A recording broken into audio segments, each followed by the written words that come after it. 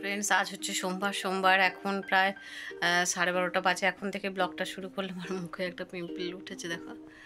তো ভীষণ ব্যথা আর কি। তো আজকে সকালবেলা যথারীতি উঠে রান্নাবান্না করে সোনাইকে দিয়ে স্কুল থেকে চলে আসছিলাম আর কি। তো আসার পথে হচ্ছে কদিন ধরে একটু শরীরটা ভালো ছিল না, পেটে ব্যথা করছে, তো হোমিওপ্যাথি খাচ্ছিলাম।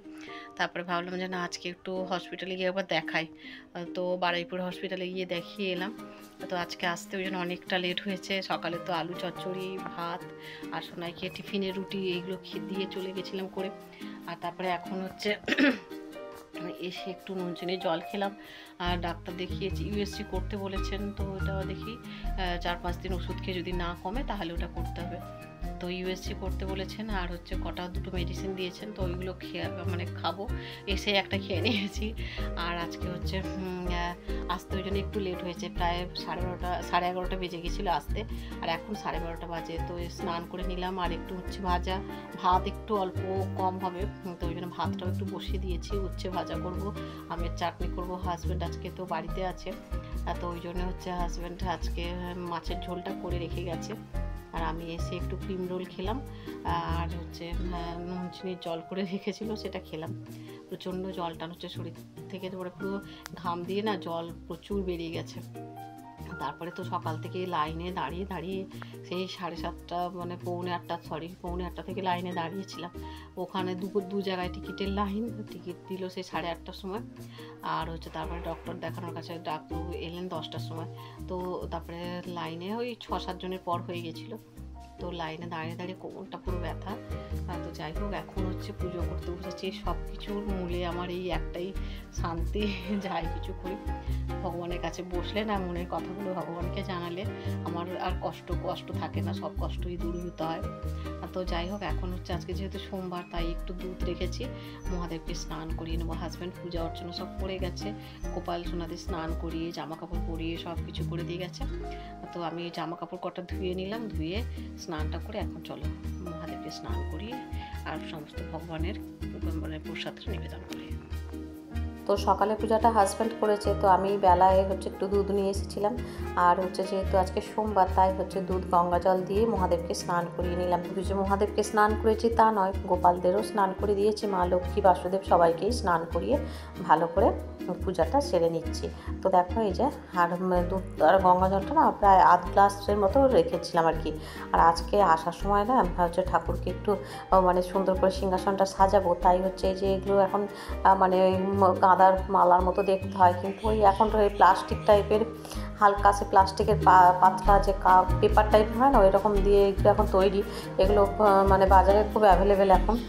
তো ওইগুলো কিনে নিয়ে এসেছিলাম। এসে সিংহাসনটার আগের যেগুলো ছিল সেগুলো সব কিছু খুলে আর এইটা দিয়ে সুন্দর করে সাজিয়ে নিয়েছি। দেখো, দেখতেও বেশ ভালো লাগছে। সবসময় একই জিনিস তো আমাদের ভালো লাগে না, মাঝে মাঝে একটু চেঞ্জ করলে বেশ দেখতেও ভালো লাগে, চোখের আরামও দেয়। তো আমার প্রিয় ভিউয়ার্সরা আমার ভিডিওটা দেখছো, অবশ্যই তারা একটা লাইক দিয়ে তারপরে দেখো। আর চ্যানেলটা যারা এখনও সাবস্ক্রাইব করোনি, তারা ঝটপট এসে চ্যানেলটা সাবস্ক্রাইব করে পাশের বেল বাটনটা অল করে রেখো, যাতে তোমরা নোটিফিকেশন ভিডিও পাবলিশের সাথে সাথে পেয়ে যাও। তো হয়ে গেছে রান্না, ওদিকে কমপ্লিট হয়ে গেছে। তো চাটনিটাও করে নিলাম, আমের চাটনি। আর আমি একটুখানি হালকা করে চা খেলাম। আর এখানে দেখো হচ্ছে জামা কাপড়গুলো সব লাট হয়ে আছে বিছানার উপরে। দাঁড়াও, তোমাদের দেখায় না, দেখালে বুঝতে পারবেন না। স্নান করেছি এখনও, কিছু করিনি, চুলটুলো আঁচড়াইনি, কিছু করিনি।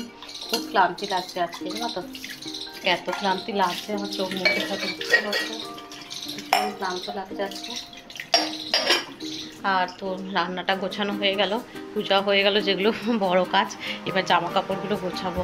তো আমের চাটনি আর উচ্ছে ভাজাটা করলাম। আর এদিকে হচ্ছে জামা কাপড়, দেখো এই যে এই জামা কাপড়ের অবস্থা।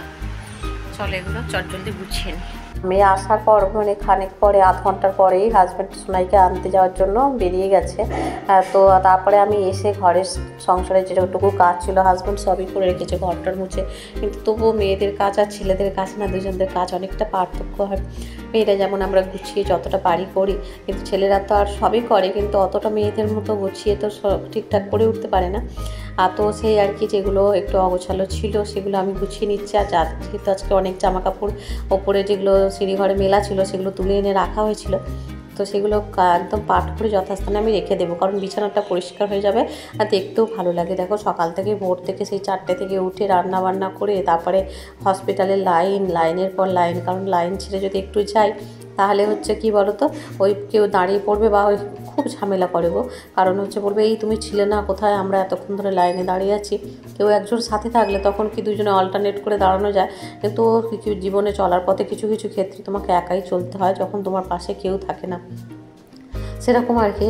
যাই হোক, তো সব কিছু ক্ষেত্রে নিজের জিনিসটা নিজেই করে নেওয়া সবথেকে বেটার বলে আমি মনে করি। কারণ সবসময় যে কারোর ওপর ভরসা কারোর ওপরে করবে সেটা সবসময় পাবে না। তুমি মনে করবে যে আমাকে একাকেই লড়তে হবে, আমাকে একাকেই চলতে হবে, তাহলে দেখবে তোমার সেই মনের জোরটা তুমি পেয়ে যাবে আর কি। তো সেই রকম আর কি। যাই হোক, জীবনে এমন এমন সময় আছে যখন আমাদের একাকেই অনেক কিছু করে নিতে হয়, তখন তোমার পাশে কাউকে তুমি পাবে না।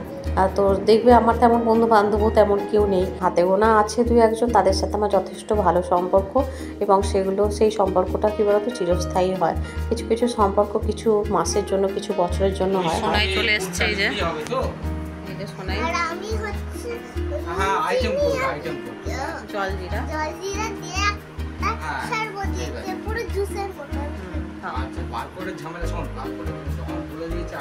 সোনাইকে দিয়েছে এখন জল, কারণ সোনাই স্কুলে না জলের বোতলটা কদিন ধরেই দেখছি বেশি জল শেষই করছে না।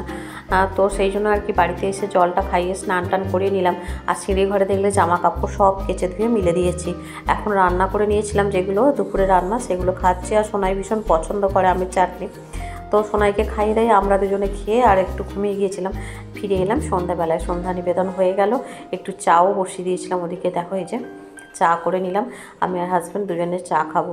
আর আমাকে ডক্টর বলেছেন যে তেল ছাড়া বেশি আর কি কম তেলের উপর রান্না মানে খেতে, প্রচুর পরিমাণে জল খেতে, এগুলো বলেছেন। তো যদি না কমে তখন ইউএসজি করতে বলেছেন আর কি।